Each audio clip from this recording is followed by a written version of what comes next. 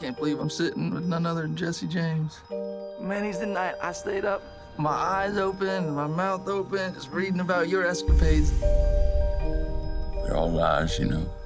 You know, Jesse has kind of like got one foot in the next world, you know, he knows it's not going to end well for him, and he's kind of crushed by the weight of his own myth. Look at my red hands and my mean face. I wonder about that man that's gone so wrong. I've been a nobody all my life. I know I won't get with this one opportunity, and you can bet your life I'm not going to spoil it. And then you got Bob Ford, who doesn't own the spot that he stands on, and he imagines that if he was Jesse James, he would feel protected from his bad feelings about himself. You know, so you got these two guys looking at each other from the opposite ends of fame or infamy. Give you some more conversations, Bob. I don't even know what you're talking about. About how you and Jesse have so much in common. Go on, Bob. Yeah, come on, Bob. Tell us a story. Well, if you'll pardon my saying so, I guess it is interesting the many ways you and I overlap and whatnot. You're the youngest of 3 James boys, and I'm the youngest of 5 Ford boys. You have blue eyes, I have blue eyes. You're 5 feet 8 inches tall, I'm 5 feet 8 inches tall. Yeah, everyone around Casey's become famous before him, you know? And I think he's got, you know, so he understands what it's like to be sort of envious.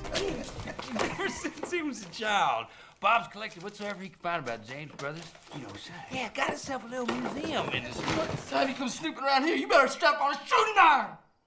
Ooh, you can see how scared I am. You two would, huh? You cross me again, I'll put a bullet through your head! Son, you better recollect who my cousin is, because you've seemed to misremembered that Jesse loves me like the good book.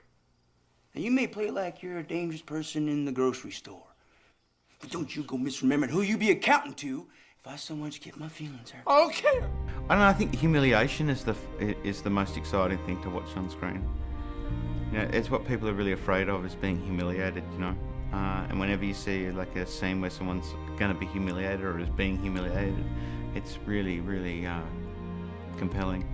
I can't guess how he does it, but he is always knowledgeable about what's going on. He's gonna know that I've been here with you. You ought to take that for granted. And he will kill you. And according to historical accounts, you know, Jesse and others around him believed that he was psychic, you know. He would, you know, predict events that would happen and that sort of thing. Whether it's true or not, it's kind of fantastic. He's kind of a great character because he's mythological, but he's like pathetically human, you know, at the same time. You know what John Newman Edwards once wrote about me? He said I didn't trust 2 men in 10,000. Even them I was cautious around. Government sort of run me ragged. Brad's really good. He'll twist people's arms, and you know, he's not afraid to wield his power, and he's like the kind of iron shield, you know. And when you're working, you know, like when you're actually on set, I mean, he's just an actor. He just wants to be good, you know, like all actors. It's no different from dealing with Casey, really, except maybe with Brad, you know, you don't call him an idiot all the time.